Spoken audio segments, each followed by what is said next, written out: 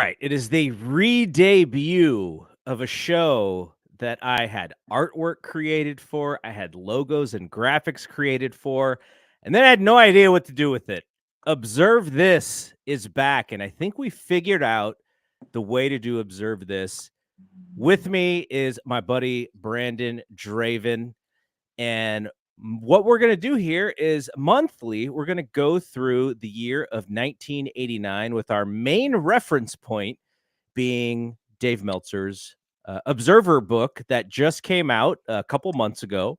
For the first time, we've actually have full observers in a book form.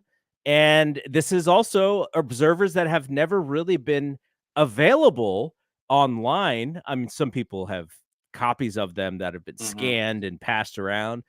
But 1989, which is a really fun year, and this is an interesting thing because before we even started, we were talking about this, which is art versus commerce in a sense. And the NWA, Ted Turner, like the diehard pro wrestling fans loved this year for Flair and Funk and Flair and Steamboat.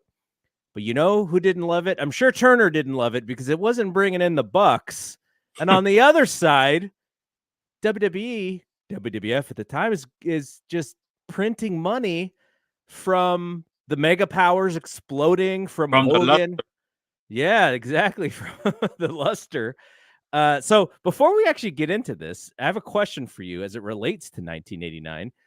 You're younger than me, so you're like a really young fan. Are you even dialed in to wrestling in 1989?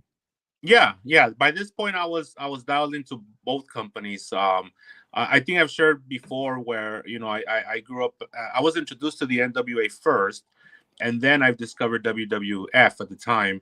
But by this point, I was all in. 1989, I was watching both programs on syndication because we didn't have cable yet. And yeah, that Savage Hogan feud, that, like you said, it was the license to print money. And I also think, was that the pay-per-view, and we'll get to it more when we talk about around April, when we talk about WrestleMania 5. Yeah. Where Gorilla Monsoon magically discovered that machine that tells him the buy rate right live on. Remember that? Yes. He gets word. He's like, I just been given word that this is the biggest pay-per-view in the universe. Gino was a character, man, and I'm gonna show a lot of love for Gino on this podcast or this video here, because when we get to the Rumble, like, it was like my childhood came back listening to Gorilla and Jesse bicker, and Jesse did not mind getting one up on Gorilla for saying something that was ridiculous or silly. Oh, he loved it. He would do that all the time, because the thing about Gorilla was that that character lived inside the bubble of the WWF. Nothing happened with that character outside of that bubble. Yeah. If somebody from the end, like for example, like IRS was always like a deranged like tax accountant. He was never like Mike Rotunda from Rochester. You know what I'm saying? Once in a while, the worlds would collide and it would completely blow his mind. Like when Jim Ross came over in the 90s, and Jim Ross, as we'll get to, was like the whole football stats guy and everything. Yeah. Once in a while, he'll throw Gino a curveball, and Gorilla couldn't get out. His mind could not comprehend that IRS is not like a deranged tax who wrestles part-time. Yeah, he went to Syracuse and on a football scholarship or whatever. Yeah, right. Yeah. And so that's how it was. I remember he would always call Hogan the greatest sports athlete in the world. Even though that was a complete lie. You off the top of your head, you could name 5 that were better than him. Yeah. But in his world, that didn't matter. Yes. Yeah. So, anyways, we'll get to that. But we'll get to it. We'll get to it. But yeah, and the reason why I asked you is because, one of the things that I've been enjoying about digging through the archives. So, John LaRocca and I, we went through 97 Monday Night Raw, which was really fun. Mm-hmm. Because, and the other thing that was really fun about that is there was a lot of stuff that I missed in 1997 because I was in college. I was 20. So I wasn't sitting there on Monday night all the time, ready for Raw to come on. And then we went through 98, which I did see most of. Like, I'm sure there were Even everyone else at that by that it point. was so popular. But then we even jumped backwards and we did WCW 96. We did all the nitros.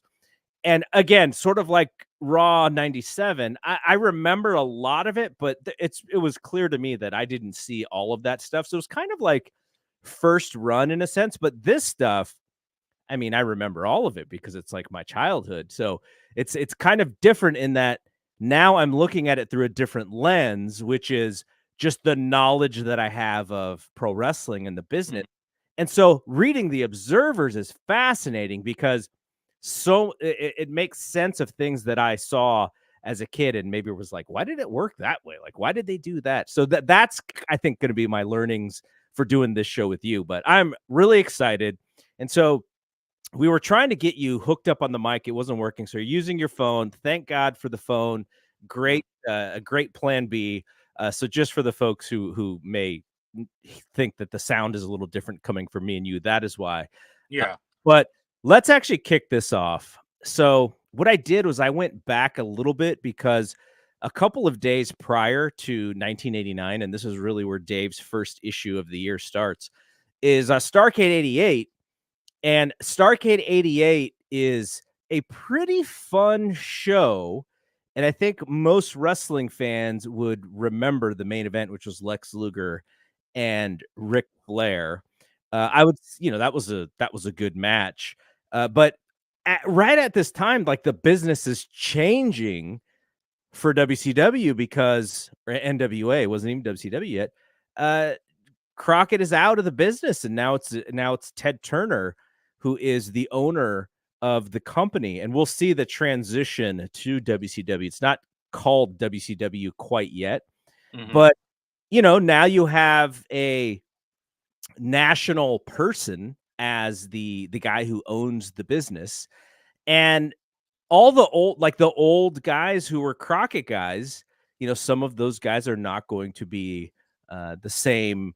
They're not going to have the same jobs necessarily. And when I was reminded, because I was talking to Big Dave, we were actually watching the Tokyo Dome show at his house late in the early morning.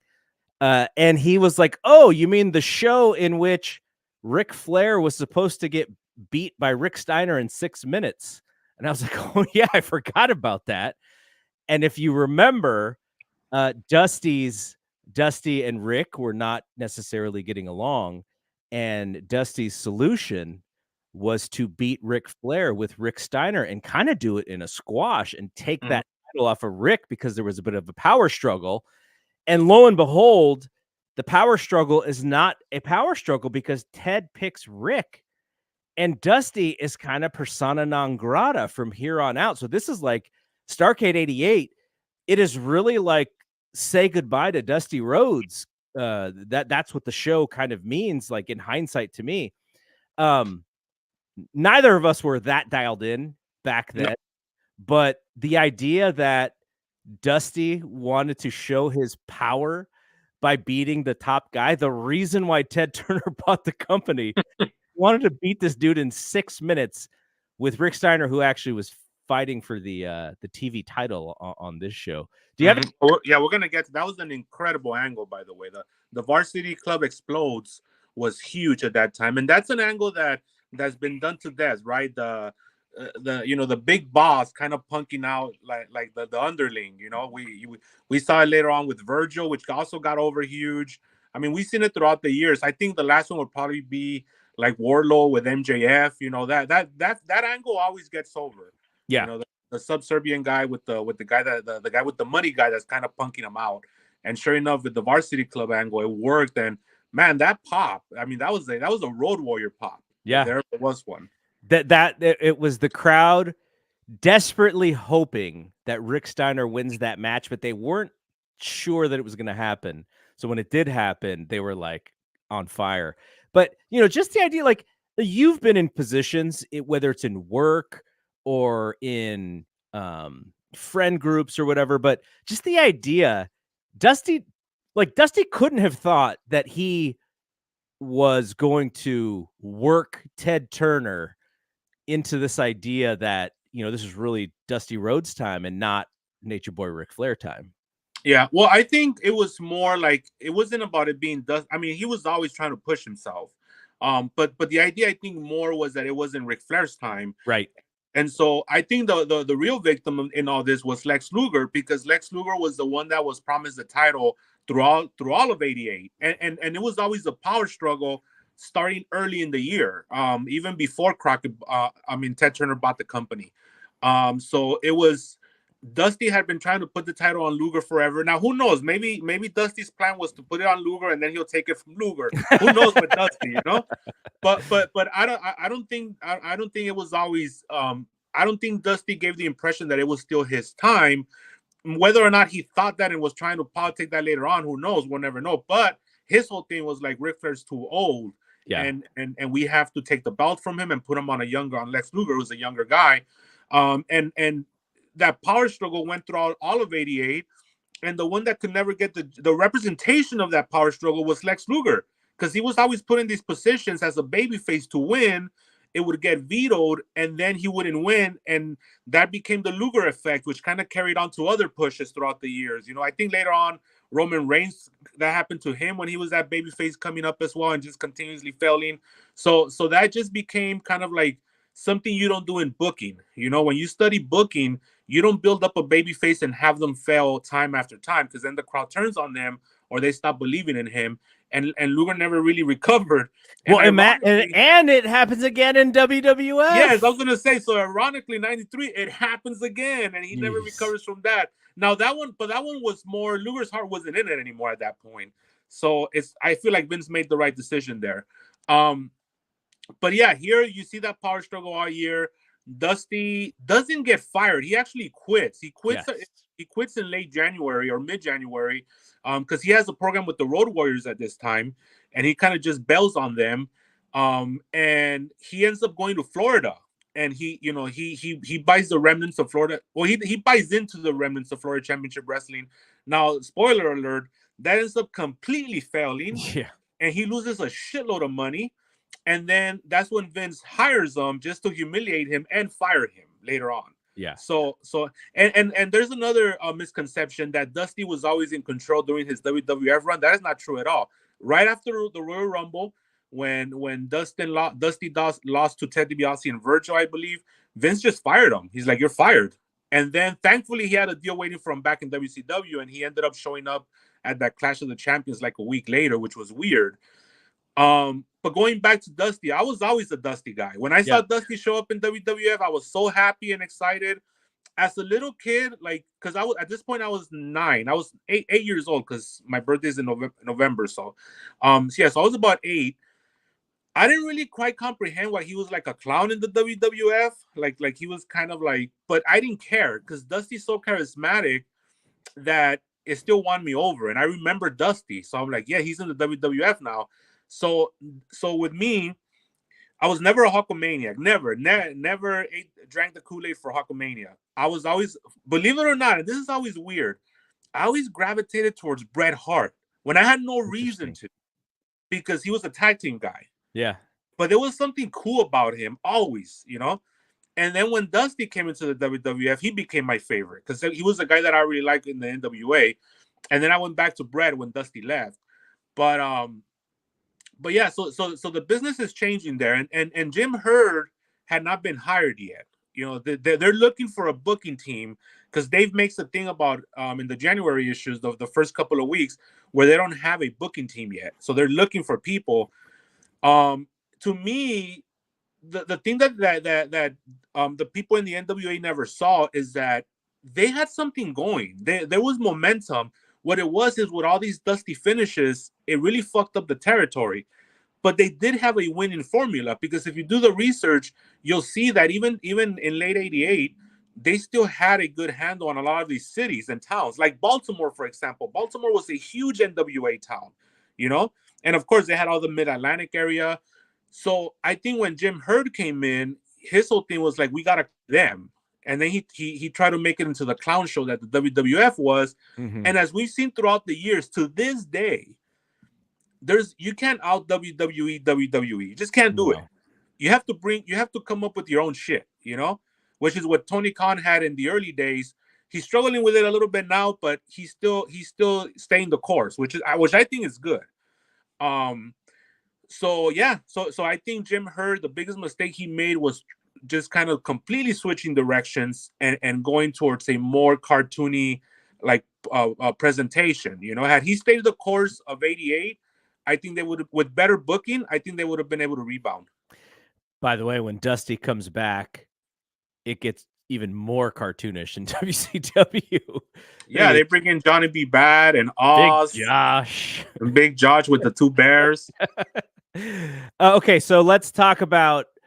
We'll go to the WWE side here, though. I will say, like, Dave used to do this in the Observer, which is like, oh, it's a new year, so where do we sort of sit in the new year? Let's reset and get everyone on the same page here.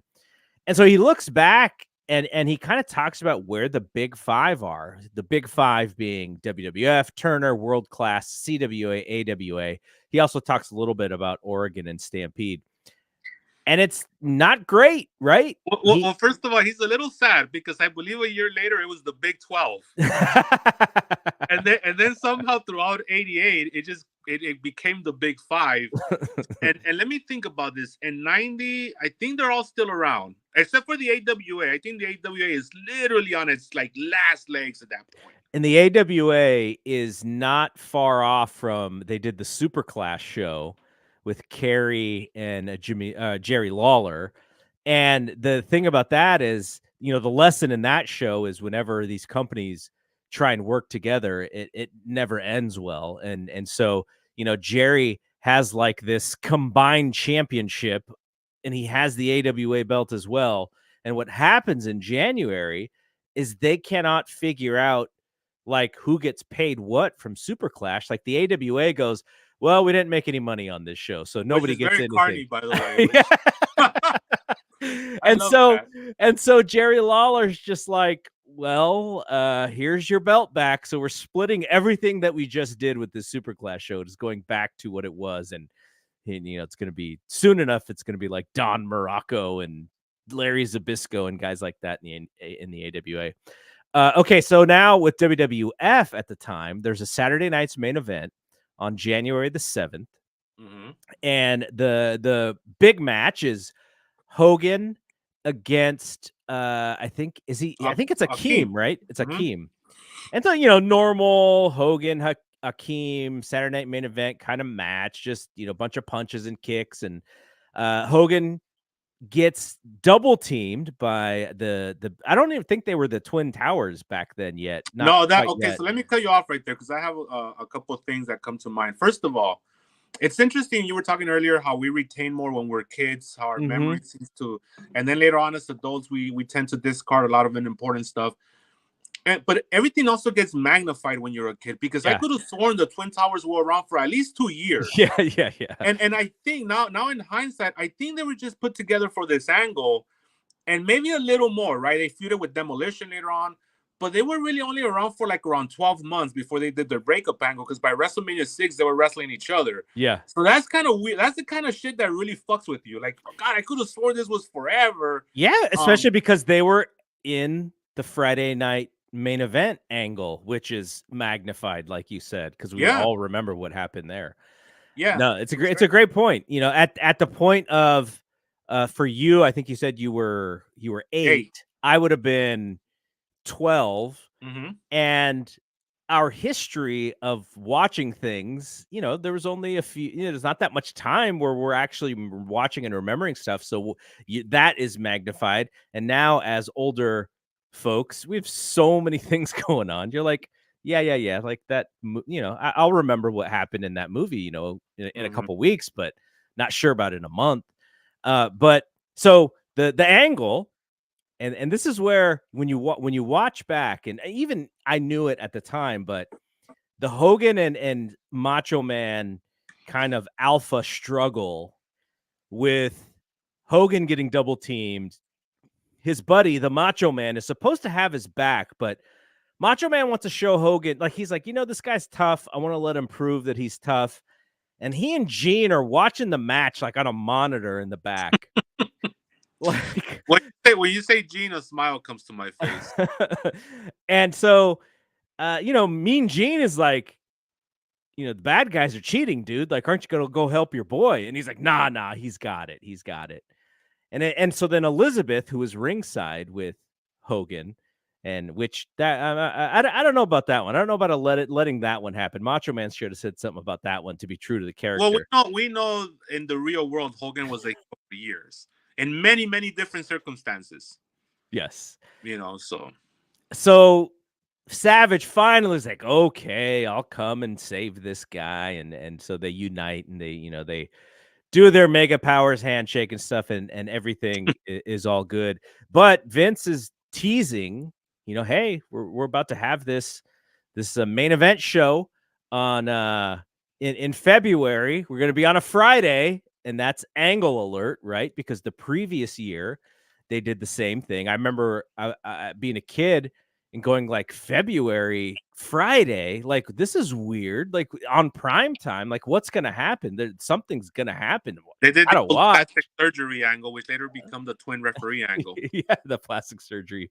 Exactly. But like, so knowing that and knowing what happened on that show, you're telling even the young fans who don't really know what's going on, you're telling them, okay, something's going to happen, something big. And, I think even me at, 12 years old, I knew that, WrestleMania was coming and we needed a big match. And that's kind of how things work. So, but I watched that Saturday night's main event, and the way that they would do it, where they would lead with the biggest thing, and then as the show went on, it was like, now we got to catch up on commercials, and all this stuff is not important. Like Tito Santana is always wrestling in like the last match. Yeah, the Islanders.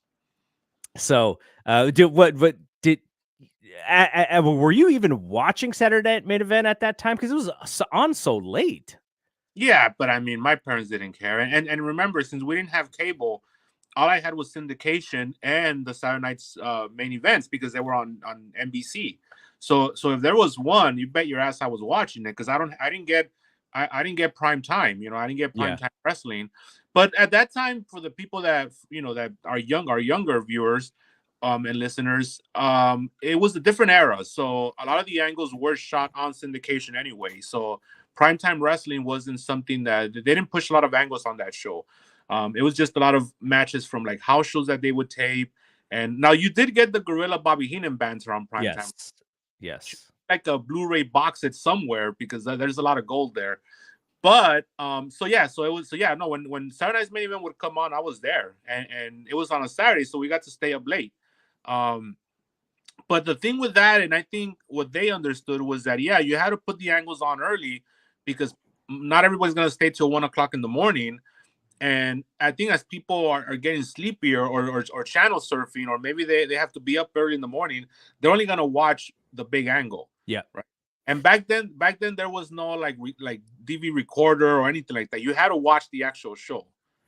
And Saturday Night Live would set up their show very, very similar. Like the guests and the big skits that they think are going to hit, those are in the first half an hour to 45 minutes. So very, very similarly produced, and very smart, by the way. I don't know if you've I don't imagine that you've read this. Dick Ebersol had he wrote his autobiography. This was probably like 2 years ago. And so there's some stuff about Vince, there's some stuff about wrestling.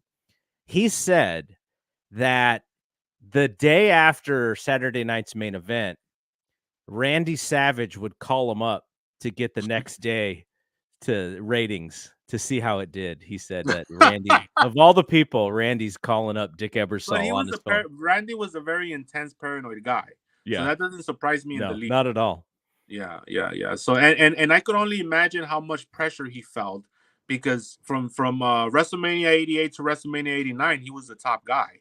So I could just imagine him being very stressed out about these ratings. He just comes off as one of those guys that would be very interested in that. I'm surprised he didn't call Dave. Well, who knows what their relationship was like back then. Though, I did read some, you'll pop for this one. I found some, maybe they were like 83, 84 observers. There's like a couple out there that I saw. Was that during the Observer era? Yeah, no, you know what? I don't think it was at that time. But so what Dave would do is he would leave his phone number in the issue so that people could leave feedback on his machine. So Mhm. you watch the show, real-time feedback from all over the US, and it costs this much to call, from these states and stuff. I And then love he that. said, please, this time, no collect calls. No, you know what used to pop me when he would talk about how, and this is very, very antiquated, how they would send them tapes. You know those little tapes? Yeah. They would send them those like answering machine tapes. Yeah. And so he would say, "I got tapes," and like when people would wish him happy birthday, it was a different world, man. Different world. We've come a long Crazy. way in the last 30 years. Yeah, it's so crazy.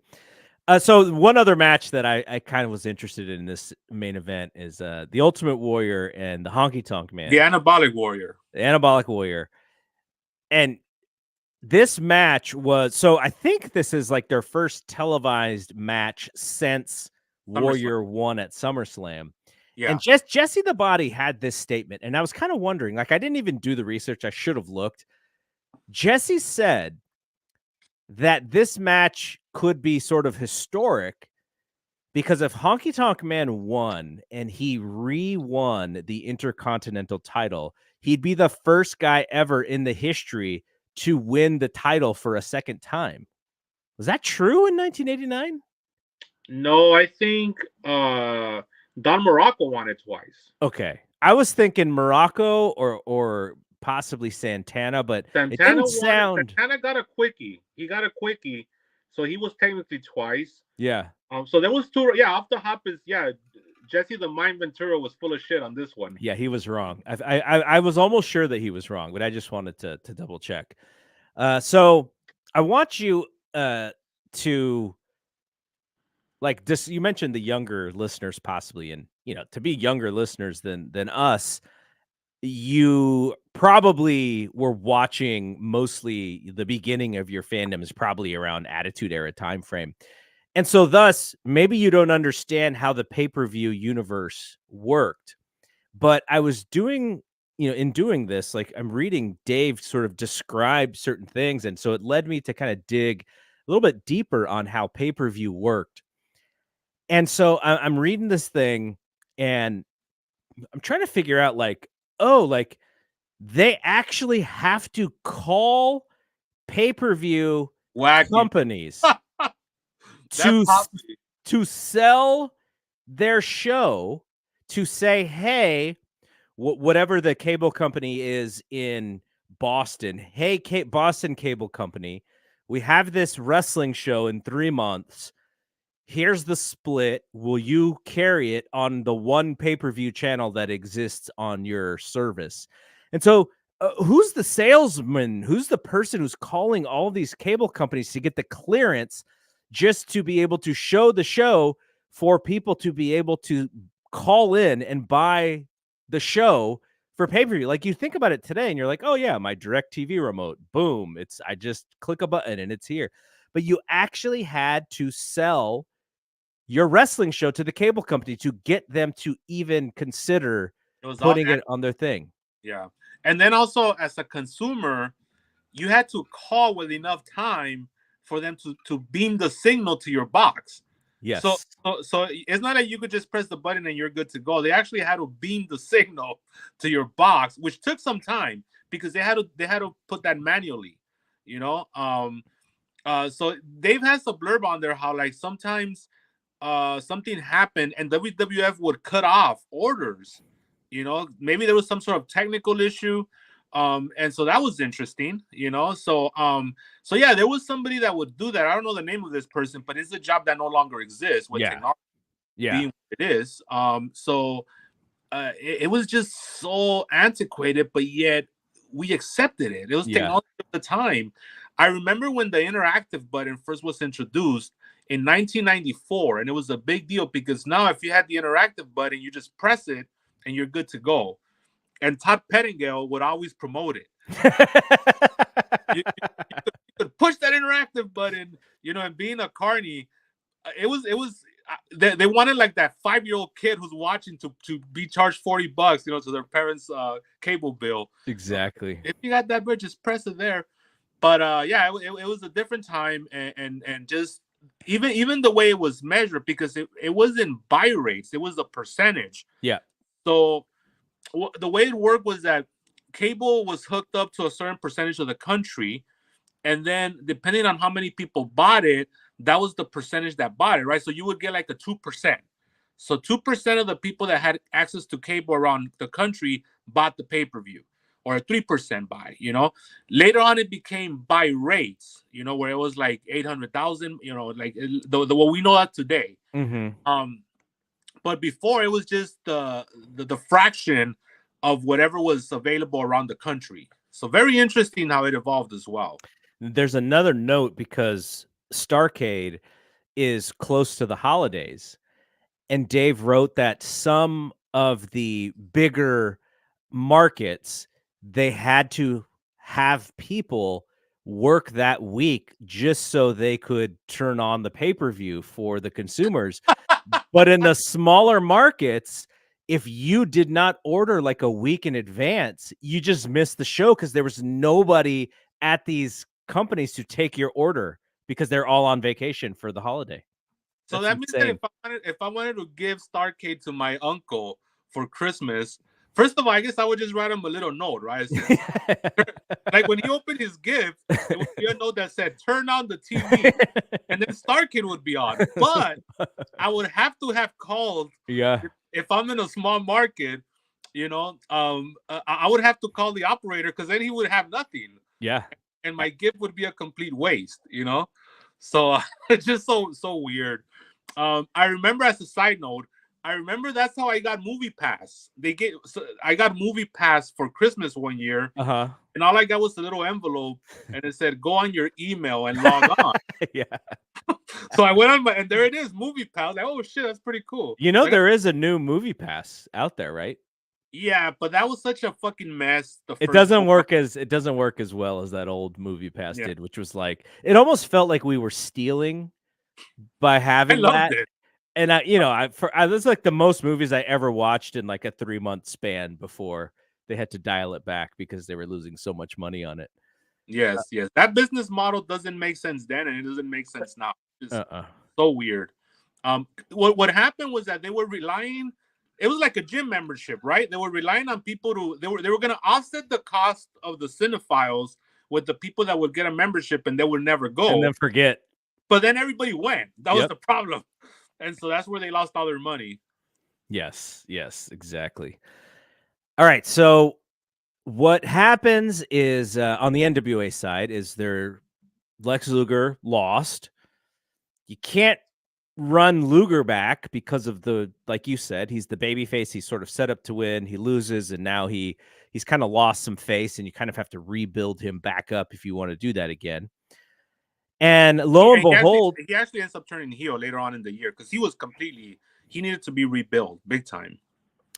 Lo and behold, the person who comes in as Ric Flair's next opponent is one of his old opponents, but also somebody who just a couple of years ago had one of the biggest, I would say, diehard wrestling matches that you could have on such a big show at WrestleMania 3, which is Ricky the Dragon Steamboat.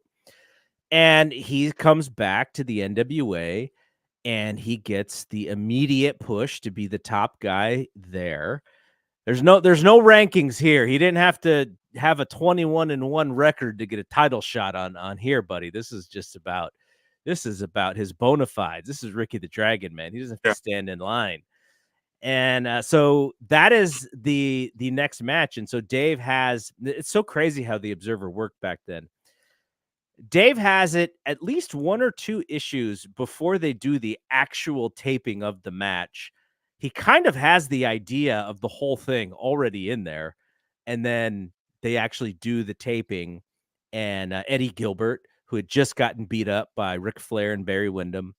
Eddie Gilbert's like, "Hey man, 2 against 1, you guys got me. 2 against 2, I think we got you. I have a secret partner." And JJ Dillon is like, either you're smart, which I don't think so, or you're stupid, or I forgot exactly how I said it, but he's like, or you're Well, he was with stupid. Disney High for years, so I don't think he was that. and he's like, so we'll take the bet. And it turns out when they do the match, who shows up, and the way that they used to do that studio wrestling, it's not like there was like multiple cameras. So it's not like Eddie Gilbert's in the ring and then another camera shot to the entrance. All you see, well, what you do is you hear the music, and Flair and Wyndham hear the music, but they're not reacting yet because they don't want to give it away.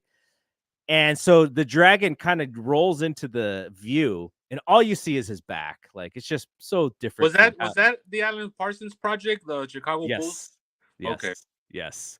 So that's how Ricky comes in, and then in the match he just pins Flair with a high cross off the top rope, and that sets But that up gets to the front of the line. So that does get you to the front of the line. Maybe if he didn't win that match, then he would have had to. Then TK put a promo on the booking team of 1989. Yeah, exactly. Yeah, it's yeah. I don't think Ted Turner was gonna tweet at the USA Network Twitter account and scream and yell about Jinder Mahal and Hook and all. No, he didn't care. He didn't care. So a couple of interesting points to bring up here. First of all, it's interesting to me that Ricky Steamboat comes in just as Dusty's leaving, because Dusty and Ricky never really got along. I think Dusty always saw Barry Windham as his guy, as the heir apparent. So wherever Dusty went, he brought Barry with him, right? And actually Magnum TA, he had his stable of guys that he wanted to push. So in '84, when Dusty gets power for the first time in Mid-Atlantic as a booker, Ricky bails because Ricky saw his spot was gone. Yeah, he was going to be replaced by Barry Windham and all these guys. And then actually Barry comes from up north, AEWWF, and he comes to Mid-Atlantic. So now that Dusty's on the way out, which hasn't really become official yet, Ricky Steamboat comes in, and to me, I mean, it's never been reported, but that could also be another reason why Dusty bailed, because it's like, I don't even like this guy. Now they're pushing. And so he kind of saw the writing on the wall and he left. But it was interesting because Ricky Steamboat kind of got a raw deal with Vince. Vince, it's always been said that if you stand up to Vince, you get respect from Vince, and the pushovers, the more passive guys, always get run over by Vince. And Ricky Steamboat has always had a reputation. First of all, he's got a reputation of being a ladies' man, which they've said many times. But besides that, he's also not a politician when it comes to in the wrestling business. So what happened was that in '88 when he won the belt from, or '87 when he beat Savage at WrestleMania 3, he told Vince, I gotta go home because I'm about to have a kid, right? And Vince could have let him disappear for a couple months, kind of like what we saw Gunther recently. Gunther got a month off. They didn't take the title away from him. And so Vince is like, okay, you got to drop it. We can't have the champion miss dates, not even a couple weeks. So, Steamboat drops it, right? He drops it it was supposed to be Butch Reed, but they couldn't find them. And then Honky ends up getting it. And then he comes back and remember WrestleMania 4, everybody was thinking Savage Steamboat rematch just because of brackets. But no, he does the job to Greg Valentine, and that's his last match. Yep. So again, he got kind of a raw deal. I think he was burned out, and he went and he was with his son for about a year, and then now here in January of '89, he comes back, and he wouldn't. This run also wouldn't last long. He would be gone. What by late '89? He's gone again, right? I think so, something like that, if I remember correctly. He moves on to Luger at the end of the year. And then he's got a contract dispute, and then he bails, and then he ends up showing up as just the Dragon, which we'll get to whenever we get to that year. But yeah, so it's interesting how things are changing, right? We're seeing the change in both companies, because another thing that I didn't bring up was the mass exodus in WWF as well from that '84 expansion. Like the junk food dog is gone, Don Morocco's gone. You see all these guys that are starting to leave that we grew up with. And we're starting to see kind of like the younger, like the beginning of giving some promotional push to the younger guys, like the Rockers and those kind of guys. So it's interesting. '89 is a very interesting year for a lot of reasons. And so we talked about Dusty. So he's out as Booker late 88, and then he leaves. I think the contract is up anyways, and it's sort of like well, I don't even want to be here, so don't even worry about it. And I think they may even let him out like a little bit early, and he goes to Florida. And the question is, who is he going to take with him? You mentioned Barry Windham. They were like, is he going to take Barry with him? Is he going to take Dirty Dick Slater? Is he going to take his kid? And is his kid going to go with him to Florida? So no, not Cody, Dustin. Cody's like 3 years old at this point. And so, yeah, that is a story that we will follow, because eventually what happens is he does come to WWF in July, and he gets there in July of '89. So there we have some time before we get there, but like you said, it was an interesting time. And how does Vince think that this dude is not going to get over when he gives him that theme song? That is such a memorable theme song. Well, I think Vince wins either way, right? Vince is humiliating him. Yeah. And if he gets over, well, that's money in Vince's pocket. Right. So to him, it's like, I don't care if he gets it over, then he gets it over. It's my respects. But at the end of the day, this fucking guy, he outbooked me in a lot of ways in a lot of cities. So this is my receipt for that, and it just, throughout the years, people have tried to justify it. People have tried to like Bruce Prichard has tried to deny it. But it's obvious. It's obvious that was a big fuck you to him, and just he just mocked them. He mocked the character of the American Dream, Dusty Rhodes. I mean, he had him go into the toilet and try to pull out some feces out of the toilet. So yeah, and he booked up with Honky in the beginning. Honky was kind of like a under mid card kind of guy, The only really serious feud that he had, what I would consider like an NWA feud, was with Ted DiBiase, and he jobbed them out to him. He never won any match in that feud, but that was a really like true to life feud. I like that feud. It's very un-WWF like at that time. The Dustin stuff is awesome in that feud. Yeah, the Sapphire stuff, the Dustin stuff, and then I don't know if Dusty stopped giving a fuck, but I don't know if you noticed during that time he went back to like the NWA gear. Like he stopped wearing the polka dots. He didn't give a fuck. and I don't know if Vince was like, I'm gonna fire you anyway. So maybe they were just the two alpha males going back and forth, like just playing a game of chicken with each other. But I think it's cool. I like that era of Dusty because we got to see him wrestle The Undertaker at Survivor Series, and that to me that's like kind of like the passing of the torch. Yeah. And it was, we got some good matches out of him during that time. One thing that Dave notes is that with Dusty now gone, we don't have to worry about the Bunkhouse Stampede anymore, because they were doing the matches to get to the Bunkhouse Stampede. And I think the finals of the Bunkhouse Stampede were going to be at that Chi-Town Rumble pay-per-view. But now that Dusty's gone, they just forget about it. They didn't even promote it anymore. No, Dave was writing about going to an Oakland show where they had the Bunkhouse Stampede, and he was just like, these guys absolutely don't care about, like, it's just the laziest thing you've ever seen. But then again, Dave was really hard on anything lazy back then. So and he really rode Dusty hard during this time, like really bad. Which is so interesting as to why when AEW was getting off the ground, that he had the relationship that he did with Cody. Now, as happens in wrestling, is sometimes these guys will get close to Dave because he's got great business sense. He's got all of the history, and he's a good confidant for advice and for information. And then they give him stuff as well. And then, Cody, obviously now in WWE, he can't really be in contact with Dave as much, but it's just one of those things anymore. I mean, they may chit chat every once in a while, but I mean, I know for a fact that, that they don't talk nearly as much as they were before. But yeah, just the idea that, because Dave was really hard on Dusty, and I'm sure Cody has read a lot of those observers. So because he's a student of the business as well, but yeah, kind But of interesting. I think having an open mind and taking emotions out of it, I think if Cody really understands the business, and I know he does, he's a big student of the business. He understands why Dave was very frustrated because Dusty was still pushing himself as a top guy at like 45 years old and Yeah. being way out of shape.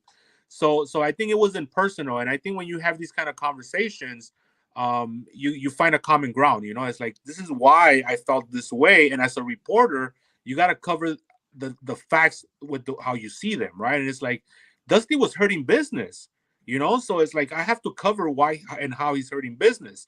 And you add to the fact that Dave was a very young guy during this time, there's a sense of humor in that as well, right? Yeah. So Yeah.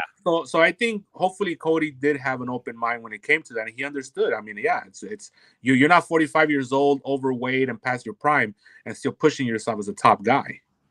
So as we get to the end of January, we get the very first pay-per-view. Actually, this is mid-January, January 15th.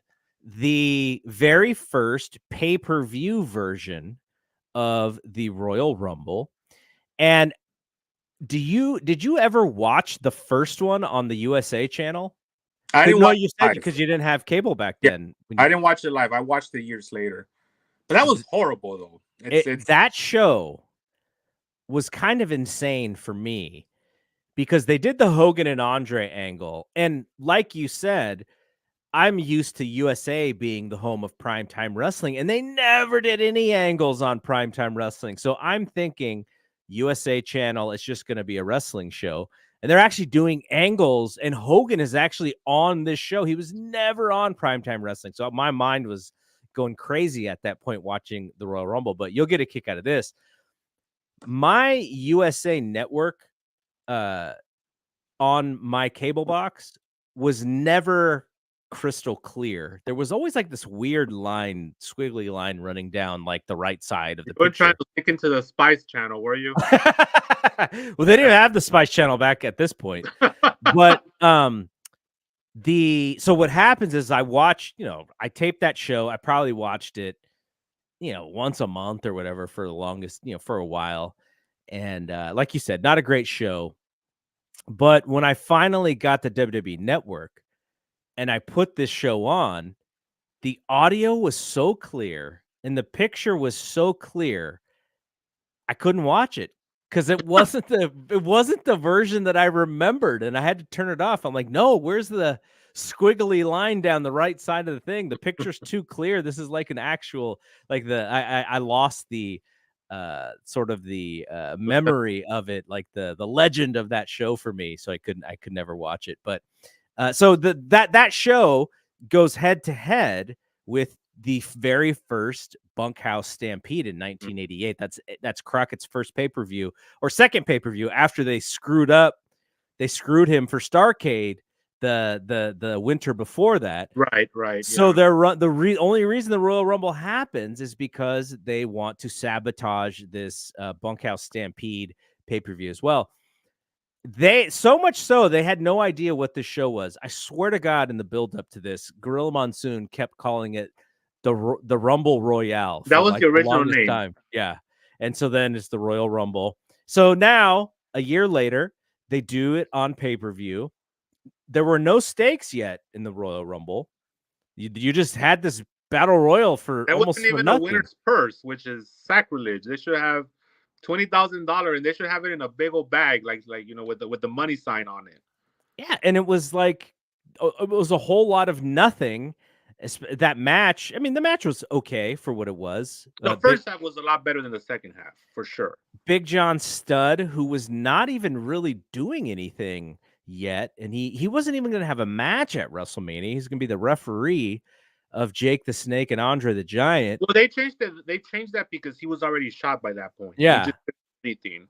So it's just so weird that that's the choice to win the match. Like, you could have picked a handful of guys who would have been better winners than Big John Studd in 1989. Well, I'm thinking I think they had plans for John Studd. It's just that he couldn't do anything. I don't think Vince understood that until he saw him work. I think they wanted John Studd to do like the B-Towns, and he couldn't. So that was the point was to get him over. But yeah, no, that show had some good and some bad on it, right? Like I said, the first half of that Rumble was very, very good. The second half, not so much. I think once they shot because they shot another phase of the Mega Powers Explode angle on that show.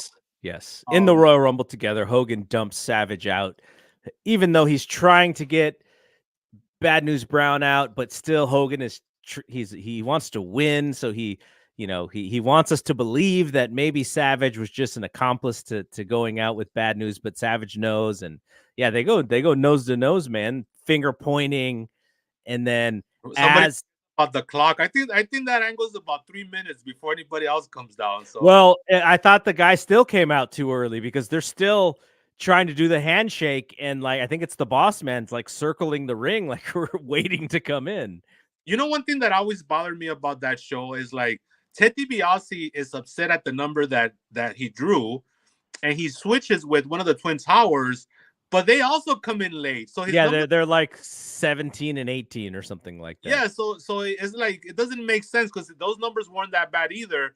But I guess Ted DiBiase just really wanted number 30. That was his thing. Yeah. So I feel like in kayfabe land, he was gonna go look for the guy that had 30 regardless. No, because he comes in at 30, right? That's his number. DiBiase, yes. Yes. So that means that he had like 17 or 18 and 22 and 23. I just looked it up. Okay, so those are good numbers. and he switched with, so that means that Akeem or Bossman had 30 and he bought that number from them. Yeah. So but I feel like in the kayfabe world, he was gonna look for the guy that had 30 anyway, and he was gonna kick him down with some money, you know? Well, if you're slick, and this is what we would do when we were kids, by the way, because if something didn't make sense, you would talk it into sense.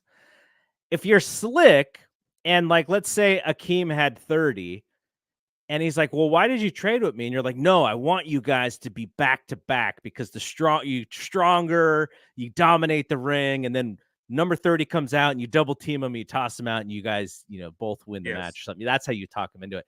Okay, so Hogan in this match gets double teamed, gets thrown out, and then he played the heelish, spoiled babyface, and he pulls the big boss man over the top rope, and this is where Gorilla is trying to protect him. Yes, and Jesse is not having it. Absolutely not having it.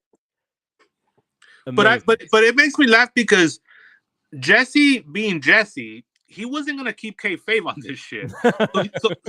So he keeps on poking at Gorilla because the job of the commentators is to tell the kayfabe story. So yeah, so Jesse could be heelish, right? But then you move on. And so Gino's like, he's trying to move on. And Jesse keeps on coming back to that. And it's almost like you could tell that Gorilla wanted to press pause on all this fucking shit and just like, get with the fucking show, dude. Like, what the fuck?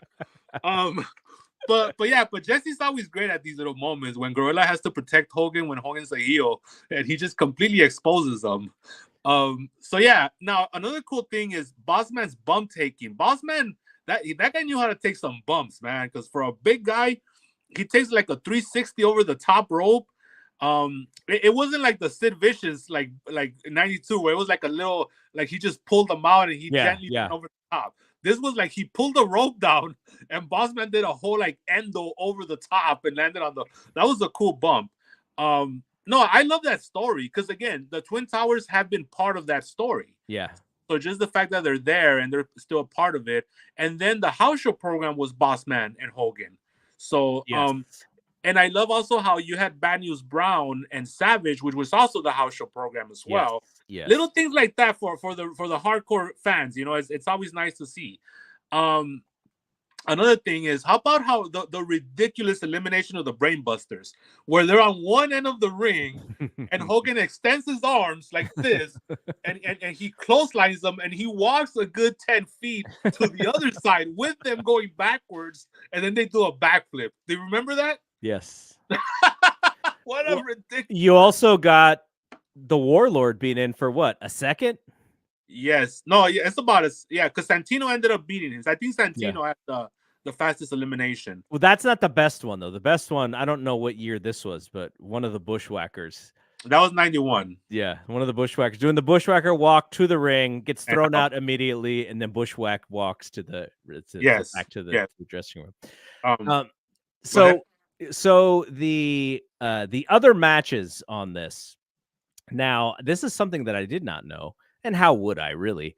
But originally, Jim Duggan and the Hart Foundation versus Dino Bravo and the Fabulous Rougeos, which was the opener, the pay-per-view opener. Supposedly, this was supposed to be a flag match. Mm-hmm. Yes. Hacksaw and the one Canadian is going to be on Team USA. Is that what we were doing there? That's why I guess they just forgot about it because they realized it. Remember, Hacksaw was the one that was at WrestleMania 6 asking for USA chance, and they were in Canada. They were at the Skydome, you know, and Jesse buried them for that. So yeah, no, that didn't make any sense, you know, and it was just they didn't really use that stipulation anyway. But that was a good little match, though. It was a good match. 2 out of 3 falls. Baby faces win. They open up the pay-per-view.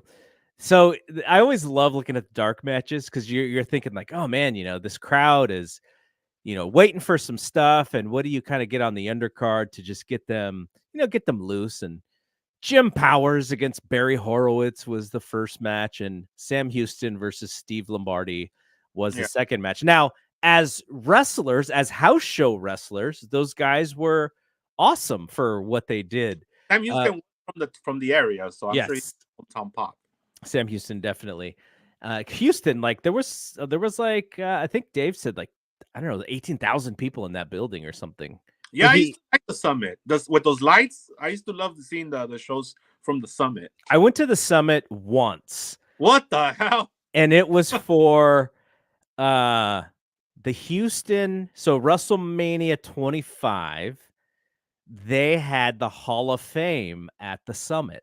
So that's when I would have gone. So that was still open there? It was in the Toyota Center, or maybe it was, but it wasn't called the Summit anymore. Yes, I believe that was at the Summit. So, okay, so then as we get to the end of this month, actually, you know, just one more thing about this show and something that I get a kick out of is they do this pose down with Warrior and Rick Rude. And as we know, Dave Meltzer, big fan of bodybuilding and just in general. And so we were always thought, you know, the way that Rick Rude was pushed to us was that he had this fantastic physique. But the way that Dave described it to us in the Observers was that he was far too skinny to be any sort of impressive in a pose down contest. He keeps calling Rick Rude Rick the Stick. And if you read some of those issues, he's kind of making fun of Rude for even going to WWF, saying like, dude, you better like start putting on some pounds because you're too skinny. And so obviously Warrior is he calls Warrior a freak in this thing. But I just thought like Rick Rude, I'm thinking Rick Rude, I'm like, man, this dude's pretty buffed out. But to Dave, he's like a skinny guy. What's going on? Yeah, no, I mean, I don't know. That's Dave was pretty jacked at this time too. So that's probably what's happening. Okay, so before we get to the last bit of news, I have a little surprise for you. Okay. So I had the opportunity to interview the Nature Boy Ric Flair, and this was during his Woo Energy thing with him and AEW. And I asked him, and I thought of you when I asked this question, which was about Royal Rumble 92. You are a Royal Rumble 92 aficionado to the point of where you have memorized all of the entries and eliminations to that match. And I'm like, I got Flair here. I want to ask him about this match. And so I thought like, oh, you know, what would some of my friends want to know about this match? So I'm going to play. It's about a 2-minute clip. And this is me talking to Nature Boy Ric Flair with Dave and Flair's business partner. I'll play that right now. Okay. I have to ask this because people my age and with my fandom would probably get mad at me if I didn't. But 1991, when you leave WCW to go to WWF, that right at that point was really where I started to understand that there were people like Dave who covered the business, the national when he was in the newspapers and such, and I was able to get access to information. So I had heard that you were leaving, and all of a sudden I'm the most popular person at school for the wrestling fans because I know this information that is kind of happening on the screen. And I'm sure there were sort of ups and downs with how you were brought in. The Hogan program never made its way to WrestleMania, but I feel like the Royal Rumble is still so iconic because of that 1992 performance. Like, people look forward to the Royal Rumble in January, so much so because that was kind of the one, even though there had been like 3 or 4 previous ones, that's the one that put the Royal Rumble on the map. Like, when you're in that match, did you feel like this was going to be this historically significant performance? No. What made it, what I keep telling people today is, what made it was look at the components. The guy. Basically, everybody, and we're talking about legitimate Hall of Famers, not some of these. I don't know how some of them get in the Hall of Fame now. I just don't have any clue. The induction process, it just gotten so diluted. I know that they have to induct someone every year, but I mean, it used to be like a special deal. And if you look at that match, I mean, from Davey Boy Smith to Brett to The Undertaker, I mean, look, it's a Hall of Fame. And that's what I think made it so, Jake, DiBiase, I mean, everybody was in it. So and Heenan's call of it. And Heenan calling, I mean, one of my best friends. And all right, I think Draven is fixing his phone with there was the beeping noise, so we'll wait for Draven to come in. But I'll just explain why I played that clip. So, like I said, Draven is such a fan of that match. He is. I was just explaining why I grabbed that clip because, really, like we were saying in '89, the Royal Rumble's not really the Royal Rumble. And it doesn't become the Royal Rumble until '92 with Flair. So if people go, oh, like, why are we so excited about the Royal Rumble today? It is because of that match. So that's why I asked it, and that's why I wanted. No, that was cool. I was marking out right there. It's just amazing that you got to actually talk to him about that match, and he's pretty, like, he's got some good insights. Like, I think he's like, look at the talent that we had for that match. And I think one of the things that goes unnoticed is the storytelling that was specifically tailored towards the hardcore fan. Like I'll never forget, like, Kerry having, going toe to toe with him, Greg Valentine, Roddy Piper, all these guys that he had history with before the WWF. So no, it was the Royal Rumble match itself. That's when it became the match. And that was 31 years ago. At this 32 now, which is it's weird. So that's the match that has never lost its luster. Mm-hmm. Every match, steel cage match, even Hell in the Cell, Elimination Chamber, they're all like whatever now, right? But the Royal Rumble, and in part because they've really protected that gimmick. Like, you'll never see a Royal Rumble on Monday Night Raw. Exactly. There was one. They did do one in the Russo era. Yeah, was it like '99 or something, right? Yeah, the tag team one. Yeah, where it was like every 30 seconds. It was Russo. Like, what do you expect? Yeah. But no, yeah, you're right. He really brought the Rumble to prominence in that '92 match, and then, but the '89 one, they tried to get some early tropes over. Like, Axon's match drew 1 and 2. Yes. Right. And we found out why they never feuded, because that was a horrible 2 minutes. And then the only thing about that is that it's still very much heel pairs up with face and face pairs up with heel. That whole every man for themselves thing would start into the following year. And Hogan essentially clearing the ring when he gets in. Like, he's the big guy who comes in and everybody just bumps out because he's the hero or whatever. He didn't have as many eliminations as Diesel or Kane, but he did get a few there. So we'll end with a couple of different things here, but as we get to the end, this is January 30th issue of the Wrestling Observer newsletter. So Dave is kind of hinting in the prior weeks that WCW or NWA will have a new booker, and he's like, it's not anyone who you think. And so I was trying to think, who does he think people are thinking at that time? I'm guessing Bill Watts, people would have thought. Yes, Bill Watts, maybe one of them. Maybe Stu Hart, because he has Stampede at this point. But I think his kids are running it at this point. Yeah. I don't know if he thought maybe Flair himself gets the thing. Or Jerry Jarrett. Jerry Jarrett. Yeah, Jerry Jarrett would definitely be one. And then he says it is George Scott, and he goes on to write about George Scott's career. And George Scott's career, not George Scott. That's a great actor. As far as I knew George Scott, he was the booker when Vince went national.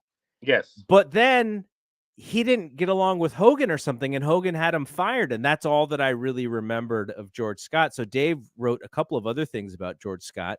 And when you read the background of George Scott, you're like, well, why did they hire this dude? Because I don't think he lasts very long in this spot. But yeah, it's kind of like, why is he the guy who becomes the booker? Yeah, I think it was the classic guys, using Carney to kind of work themselves into jobs. I mean, we're gonna ask ourselves that about Vince Russo in the next. We're already asking ourselves that. We're asking ourselves that when it was happening. Yeah. But some of these hires, I think it's more people get a little bit of a reputation, and then they work that reputation to get more jobs. Because George Scott was an interesting case. He was the one that didn't want to promote the New Orleans Clash, yes, because he wanted to save it for the house shows. Very weird. Yes, it was really weird. Old, like almost like you're like, okay, the business has passed you on already. Like this that's what told them that. And unfortunately, Bill Watts was the same way when he came in '92 as well. Yes. And what happened in '87 was that I think there was some sort of disputed. He didn't want Hogan at WrestleMania 3. Or he wanted Hogan and Orndorff. And so Hogan's like, no, we got to go with the biggest match. Yeah. And George Scott got the boot from there. But he didn't even get along with Vince. So this guy was always kind of like the crotchety old guy, Mm-hmm. I don't think he even got along with his brother, which I think Dave writes about how like Sandy Scott and him were estranged.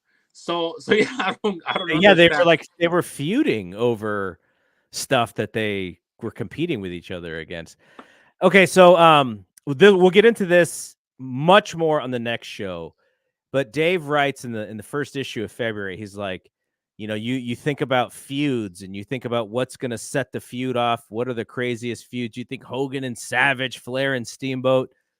No, the biggest feud of 89 is going to be Turner versus McMahon. And the reason he wrote that is because Vince McMahon wants to basically sabotage. Of course, he wants to sabotage Ted Turner. He was going to run a MSG house show live on the USA Network, heads up against the Chi-Town Rumble. Yes. And the reason why they didn't do that is because Turner basically called his bluff, and Turner explained he was going to use his power to clear all the cable companies, and they were going to run a pay-per-view against WrestleMania. And he was going to use that stroke, and Vince was going to get the lesser amount of households available. And so I think that's why they pulled out, and Vince said, okay, we're not going to run this MSG show. So this, I think they do run. They run a clash against that WrestleMania, I believe. Right. Anyway. Well, no. From what I understand, I think the cable companies were the ones that came in there and just enough of like this. Yeah, quit the bickering. Yeah. Yeah. So they're the ones that put the kibosh on it. Because they were both gonna seemed like they were just gonna destroy each other. Yeah. Until both crumble down. So it was more like the cable companies, like, we're the ones that are also losing money in this. So they were the ones that kind of established that rule of like, you cannot compete with each other with these television shows. But there was all kinds of dirty tactics that Vince McMahon would do. He's still doing to this day, with AEW. Actually, I don't know anymore because Paul's running the company now. Yeah. So yeah, actually, Saudi Arabia calling Vince's bluff in a sense, because Vince got UFC a deal to run a UFC show in Saudi Arabia. And Saudi Arabia was presented with the card, and they're like, "Nope, you're not giving us this crappy card. You better give us a better card." That's right. They postponed it to July, right, or something like that. Yeah. That's the plan. All right, I have a couple of quick nuggets that I just find hilarious before we get out of here. I'm just going to read from what Dave wrote. King Haku was found guilty on 2 of 3 charges in connection with biting the nose off of somebody in a bar fight a few months back. How do you bite the nose off? You just bite it and pull. Can you actually get through nose cartilage with teeth? Haku can. Jesus Christ. Here's a good one, and it's a little not really timely, but the Von Erichs are timely right now. Mm-hmm. Kevin Von Erich no-showed the first 2 dates of a 3-day tour, even though he took a flight to Chicago, and on the 3rd night insisted on wrestling in the second match, even though his match was billed as the main event because he had rearranged to go home on an early flight. So this dude gets booked. He didn't give a fuck by this point. This dude gets booked on 3 shows, no shows the first 2, is in the main event of the 3rd, and asks to be on early so he can go home early. Man, maybe that's one of the cut scenes that's gonna be on the Blu-ray from the Iron or Claw. the Iron Claw. Okay, but going back to King Haku,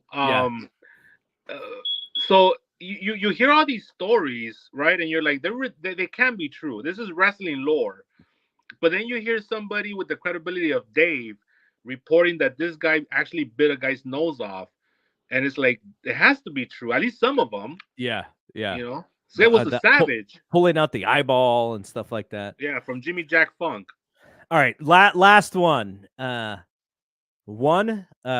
21st at the Oakland Coliseum Arena drew 10,800 paid as the Red Rooster, and he would always parentheses the names of the guys. I love when he says that. Except when one time me and Danny would get a kick out of this one. He would write Flash Funk, and then in parentheses he would put 2 Cold Scorpios. like I never understood that. So Red Rooster Terry Taylor pinned Bor Us Zukov with a gigantic head. And then he also had a note about the Blue Blazer, obviously Owen Hart, and then in parentheses, or as the Philadelphia newspaper called him last week, the Blue Sports Coat. Oh, jeez. I don't know about that one. All right, dad jokes. Exactly. So the next time we do this, the Mega Powers are going to explode, and that's going to be a really big story. Miss Elizabeth takes the best bump a woman has ever taken in the business. The whole thing is amazing. Even to the point of where they forget they think they're still in commercial. Yeah, the camera comes on a little too soon for them. There's going to be the St. Valentine's Day Massacre Clash of Champions. Then there will be the Chi-Town Rumble and more of this Turner and Vince story. So we'll hit all of that. Now, as you're reading through January, is there anything that you had questions about for Dave that I could ping him about that we need to be answered for the next show? No, I was just very nostalgic. It's just another time, you know. I love how back then it was all handshake deal still, because he does a rundown of all the guys that are about to star on NWA television, and it's like so and so's coming in on this day, so and so, and it was all just very like hand to mouth business still, right? Mm-hmm. Like it was just so weird because all these guys would just come in and they would get pissed off and they would take off, and it was just it's like Dave always says, like that wrestling business was made for people that never wanted to grow up. Yeah, you know, and it's like I cannot see any of these people holding like a 9-to-5 job. They just couldn't. You know, they wouldn't make it a day. Yeah, no, absolutely. All right, so we have wrapped up January of 1989. Next month, we will talk about the month of February, based on the Wrestling Observer. I got some stuff to watch. I haven't watched that main event angle with Hogan and Savage in quite some time. That'll be fun. And the Chi-Town Rumble, I don't even know if I've seen that show all the way through before. So that'll Yeah, be it's not that good, but that'll be the a main trip event to is go. classic. Yeah, the main event is a classic. So, and then we'll be back and we'll do this again. So the way that this works is Draven and I, we go live, and so this will always be in the archive on the Fight Game Media YouTube page. Make sure you subscribe to the channel and click the like button on this show. And then it'll also be as a bonus show on the podcast feed. So the audio of this will be on the podcast feed as a bonus show on the weekend. So it'll be in the feed, but it won't be on until Saturday. So, all right, man. All right, thank you for having me, and we'll see you next month. Yeah, thanks for jumping on. So for Draven, I am Double G. We will see you when we see you. Peace out.